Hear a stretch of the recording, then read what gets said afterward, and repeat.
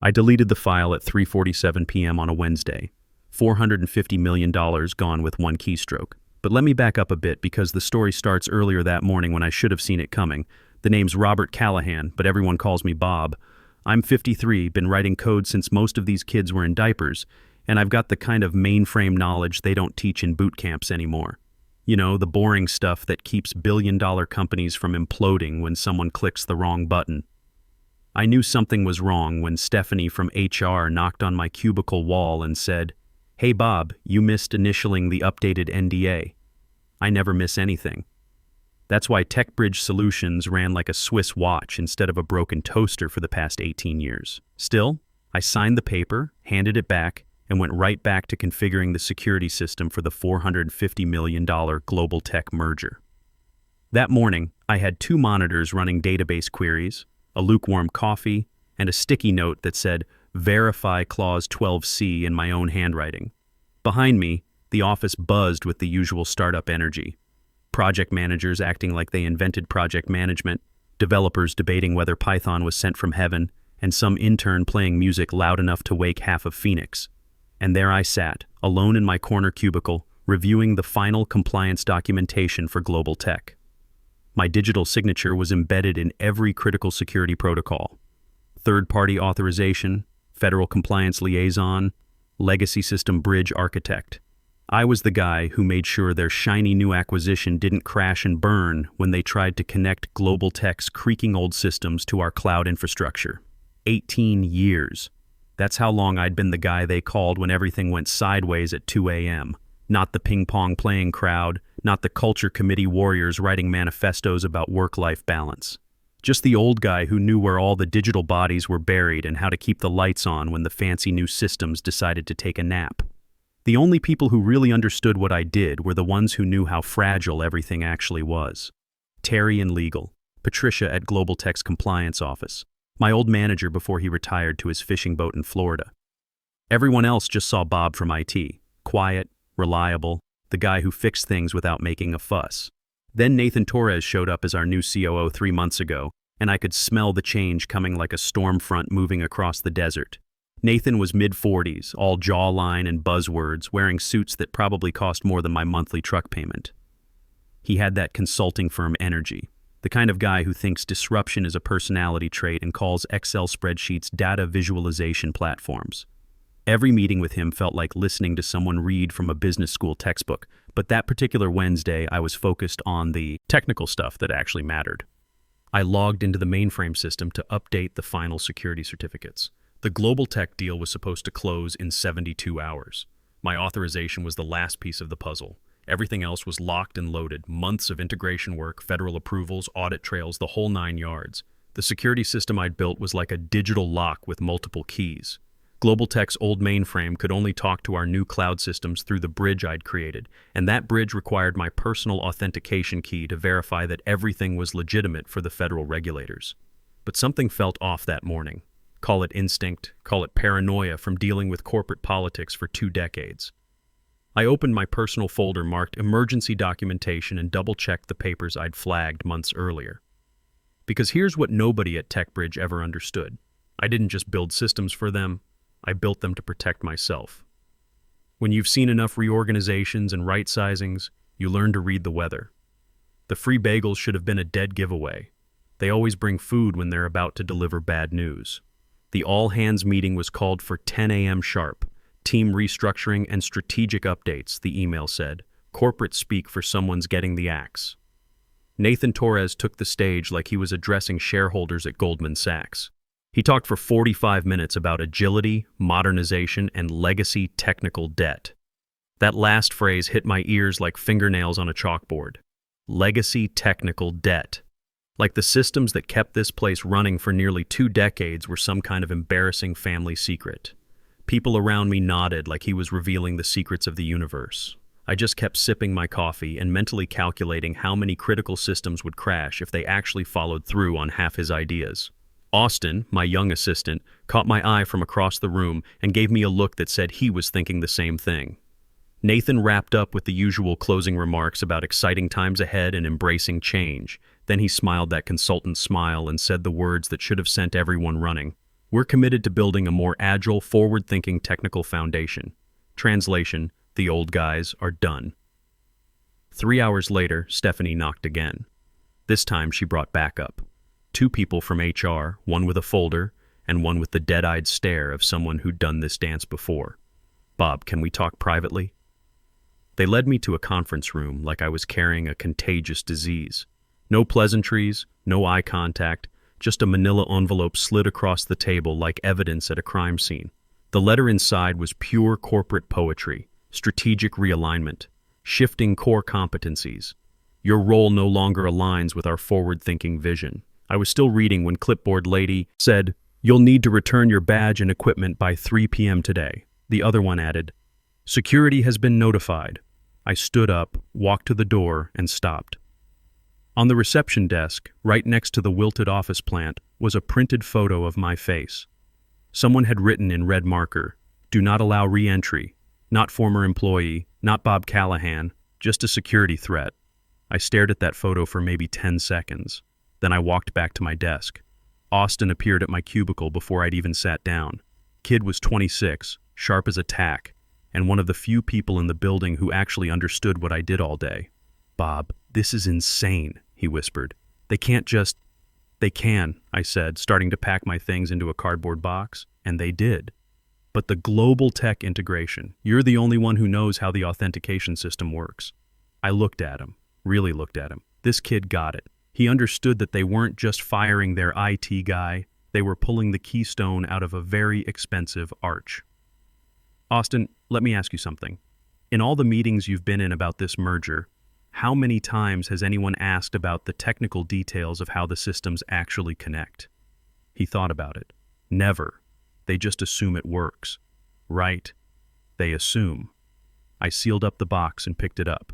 "Well, now they get to find out what happens when you assume." I handed him my badge.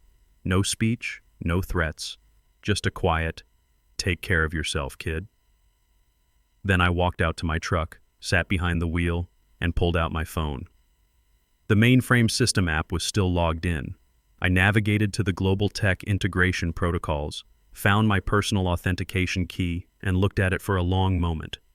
18 years of building systems, fixing problems, keeping things running. 18 years of being the guy they called when everything broke. And now they'd decided I was legacy technical debt. At 3:47 p.m., I pressed delete. The key disappeared from the system. Without it, Global Tech's compliance systems couldn't complete the federal handshake required for the acquisition. Without me, they were holding a $450 million deal with no way to close it. I didn't smile. I didn't celebrate. I just drove home, hands steady on the wheel, because they thought they were moving forward, but they'd just burned the only bridge that mattered. When I got home, I didn't even take off my jacket. Just stood in the kitchen staring at my keys like they might disappear if I looked away. The house was quiet. No Slack notifications, no quick question emails that turned into 3-hour troubleshooting sessions. For the first time in 18 years, my phone wasn't buzzing with work problems. I went straight to the hall closet and pulled out an old fireproof box from behind the Christmas decorations. Inside were folders labeled in my neat handwriting: legal, compliance, system architecture, emergency protocols. I found the one marked contingency and flipped to the Global Tech merger. Documentation. There it was, buried in the fine print of Clause 12C, termination of designated liaison without formal replacement and recertification, voids compliance status and suspends legal standing of acquisition protocols. Plain English, fire me without training a replacement, and the deal becomes worthless paper. My signature was supposed to go on the final authorization. Without it, Global Tech couldn't pass the federal compliance checks. No handshake, no merger, no exceptions. I sat back in my recliner and let that sink in. They didn't just fire their IT guy. They'd cut the power to their own money machine. The call came the next morning at 8:15 a.m. I didn't recognize the number, so I let it go to voicemail. Global Tech's compliance officer sounding confused and slightly panicked. "Hi, Bob. This is Patricia Webb from Global Tech Compliance. We're showing an authentication failure on the final security protocols. The system won't accept any substitute authorizations. Could you give me a call when you get this? We're supposed to close tomorrow." I played it twice, then deleted it. An hour later, Nathan Torres called directly. I watched his name flash on my screen and sent it straight to voicemail. Bob, look, there seems to be some kind of technical glitch with the merger protocols. Patricia at Global Tech is saying something about your access credentials. Can you call me back? This is probably just a simple fix. A simple fix, right? I made myself breakfast, eggs, bacon, toast, real breakfast, not the granola bar I usually grabbed on my way out the door. Then I sat on my back porch with coffee and watched the neighbor's dog chase lizards in the desert heat. My phone kept ringing. By Friday, the panic had set in. I got a text from Austin. They're freaking out here. Legal is blaming it. It is blaming compliance. Nathan's locked in meetings all day. Someone mentioned your name like 50 times. What did you do? I sent back. Nothing they didn't do to themselves. Which was technically true. I hadn't done anything malicious. I'd just removed myself from a system they no longer wanted me to be part of. The emergency all-hands meeting was called for Monday at 9 a.m. Critical project updates, the email said. Translation, damage control. But I wasn't on the invite list anymore. That weekend, I did something I hadn't done in years. I worked on my 1967 Mustang in the garage, changed the oil, cleaned the carburetor, polished the chrome until it gleamed. The car had been my dad's, and I'd been promising myself I'd restore it properly for about a decade. Funny how you suddenly find time for things when you're not fixing other people's problems at all hours. Monday afternoon, my lawyer Daniel got a call from TechBridge's legal department. They wanted to discuss transition protocols and knowledge transfer requirements. Daniel's response was beautiful. Mr. Callahan is no longer employed by TechBridge Solutions. He has no contractual obligations regarding proprietary systems or ongoing projects. Should your organization require his expertise, Phoenix Tech Consulting LLC is available for engagement. Standard consulting rates apply. I'd filed the LLC paperwork over the weekend. Took about 20 minutes online. Phoenix Tech Consulting had a nice ring to it. Tuesday morning brought the official news. Global Tech sent a formal letter to TechBridge. Due to unresolved compliance gaps in the security authorization chain, Global Tech Industries is suspending all acquisition proceedings pending resolution of third-party authentication requirements. Corporate speak for, your guy had the keys, you fired him, deal's off. Austin texted me a screenshot of the company stock price. Down 15% before lunch. Holy shit, Bob. They're losing their minds. I texted back, language kid. But I was smiling when I typed it. Wednesday brought the first real panic call. Nathan Torres, no longer trying to sound calm and collected. Bob, I know you're upset about the restructuring, but this is bigger than both of us. We need to resolve this authentication issue. Global Tech won't accept anyone else's credentials. They're saying something about federal regulations. I let him finish his little speech, then said, Phoenix Tech Consulting charges $400 an hour for legacy system consultation. Minimum 40-hour engagement. Payment up front. Long silence on the other end. Bob, be reasonable. That is reasonable. It's what you pay when you fire the only guy who knows how your systems actually work. We can't pay contractor rates for something that should be a simple knowledge transfer. Then I guess you have a problem. I hung up. The rest of the week was interesting.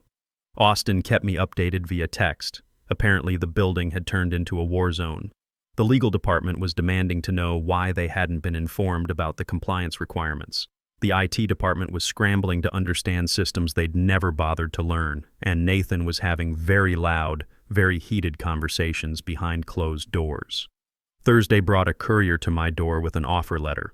Director of Legacy Systems, 30% salary increase, stock options, company car. I had Daniel respond. Mr. Callahan appreciates the revised offer. However, he is no longer seeking employment. Phoenix Tech Consulting remains available for project-based engagements at the previously quoted rates. Short, professional, final. Friday morning, the hammer fell.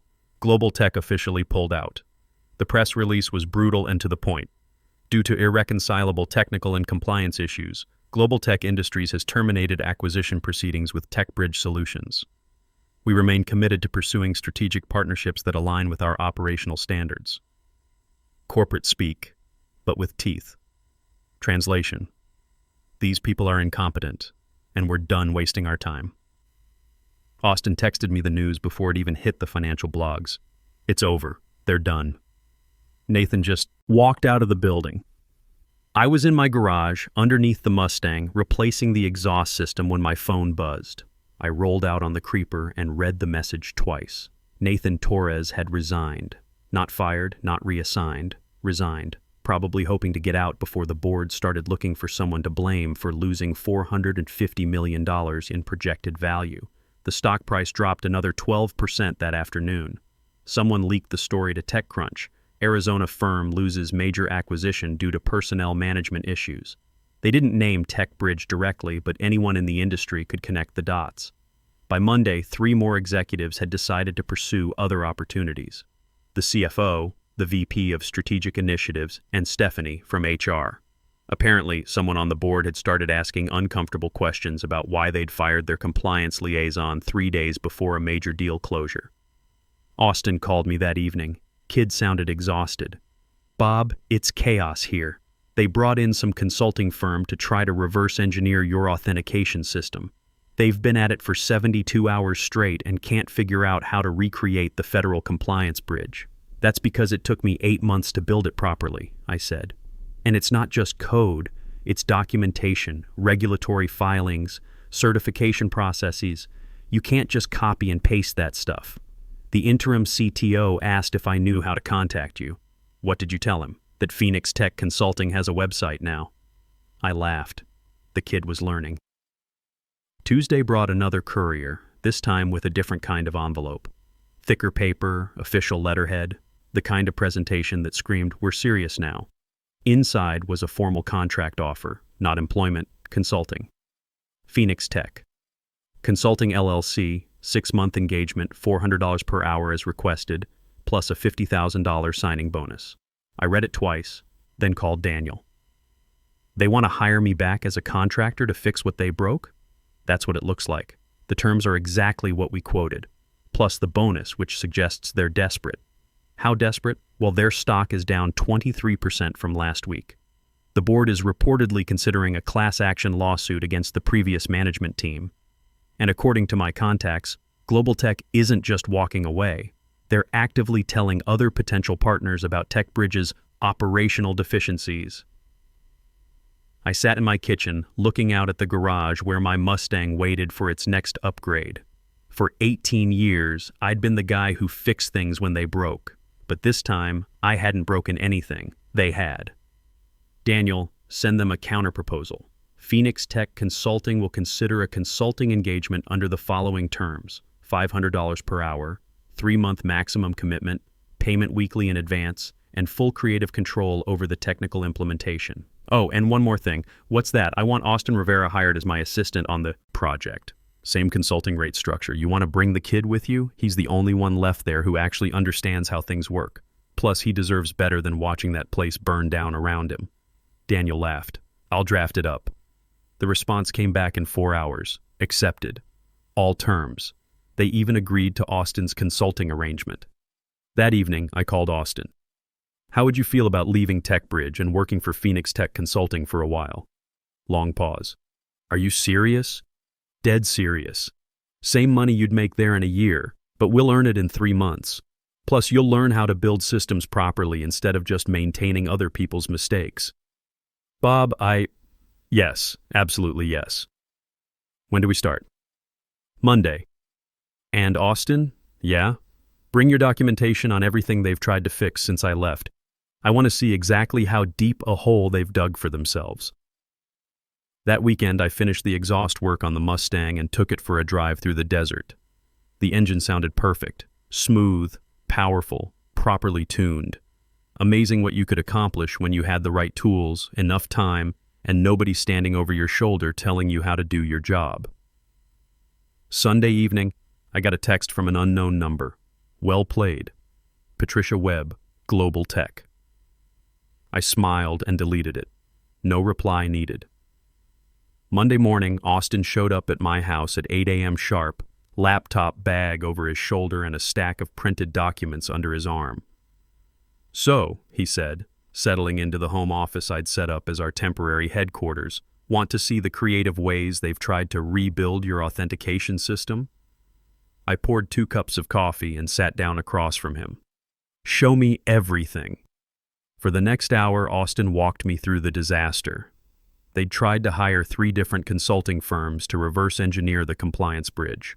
None of them understood the federal regulatory requirements. They'd attempted to rebuild the authentication system from scratch, twice. Both attempts had failed federal testing. Most entertaining of all, they'd tried to contact Global Tech directly to negotiate some kind of workaround. Global Tech's response had been professionally polite and absolutely final. No exceptions to federal compliance requirements. So, here's where we stand, Austin said, pulling up the latest attempt on his laptop. They've got maybe 2 weeks before the board loses patience completely. Global Tech has moved on to evaluating other acquisition targets, and nobody at TechBridge really understands what you built or how to fix it. I leaned back in my chair and smiled. Perfect. Let's go save their company. Austin and I walked into TechBridge Solutions on Monday morning like we owned the place, which in a way, we did. They needed us more than we needed them, and everyone in that building knew it. The interim CTO, a nervous guy named Rodriguez who'd been promoted way above his comfort level, met us in the lobby. He looked like he hadn't slept in a week. "Bob, thank God you're here. We've tried everything, but the federal compliance system just won't accept any of our authentication attempts." "I know," I said. "That's because you fired the guy who built it. We set up in the same conference room where they'd handed me my termination letter." Austin spread out his documentation while I opened my laptop and connected to their network. Within 30 minutes, I had a complete picture of the damage. They'd broken everything. Not just the authentication system, but the underlying security architecture, the data flow protocols, even the backup systems. It was like watching someone try to fix a Swiss watch with a sledgehammer. "Here's what we're going to do," I told Rodriguez. "Austin and I will rebuild the compliance bridge from scratch. It'll take about 6 weeks, cost you roughly $120,000 in consulting fees, and when we're done, you'll have proper documentation so this never happens again. Can you guarantee Global Tech will come back to the table?" I looked at him for a long moment. "No, that bridge is burned. But you'll have a system that works for whoever you find next, if anyone wants to deal with you after this mess." Rodriguez winced but nodded. What choice did he have? The work was actually enjoyable. Austin turned out to be a fast learner with good instincts. More importantly, he asked smart questions instead of just assuming he knew how things worked. We rebuilt the authentication system properly this time, with clean code, comprehensive documentation, and proper fail-safes. Every morning, we'd show up at 9 a.m. and work until 5 p.m. No overtime, no emergency calls, no weekend drama. Just professional consulting work at professional rates. Austin got to see how a real system should be built from the ground up. I got to enjoy the looks on people's faces when they realized how much they'd depended on systems they'd never bothered to understand. The best part was watching the company try to function without their legacy technical debt. The new systems Nathan had championed kept failing in creative ways. The cloud migration he'd insisted on turned into a disaster that cost them 3 major clients. The agile methodology he'd implemented had somehow made everything take twice as long. By week 4, word had gotten around the industry about TechBridge's operational problems. Austin showed me articles on TechCrunch and LinkedIn discussing the cautionary tale of firing experienced technical staff without proper transition planning. "You're famous," Austin said, pointing to a quote from an industry expert. "This situation highlights why institutional knowledge matters more than flashy new frameworks." "Not famous," I corrected. "Proven right. There's a difference." Week 6, we finished the project. The new compliance system passed all federal tests on the first try. Austin had learned more about enterprise architecture in 6 weeks than most people learn in 2 years, and I'd proven that experience isn't something you can replace with enthusiasm and buzzwords. Rodriguez shook my hand in the parking lot on our last day. "Bob, I know this whole situation was unfortunate. Is there any chance you'd consider coming back full-time? We could really use your expertise." "Thanks, but no. Austin and I have other projects lined up," which was true. Phoenix Tech Consulting had picked up 3 new clients during our TechBridge engagement. Apparently, word travels fast when you can solve problems other people can't figure out. 2 months later, I got a package delivered to my house. No return address, just a FedEx box with careful handwriting on the label.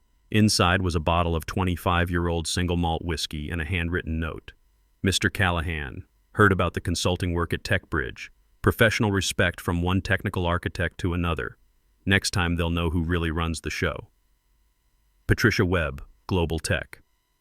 I opened the bottle that evening and poured myself 2 fingers while I worked on the Mustang's transmission. The whiskey was smooth, expensive, and tasted like validation. Austin stopped by around 8 p.m. to go over our next project, a 3-month engagement with a medical device company that needed help with their FDA compliance systems. "So what's the lesson here?" he asked, settling into a lawn chair in my garage.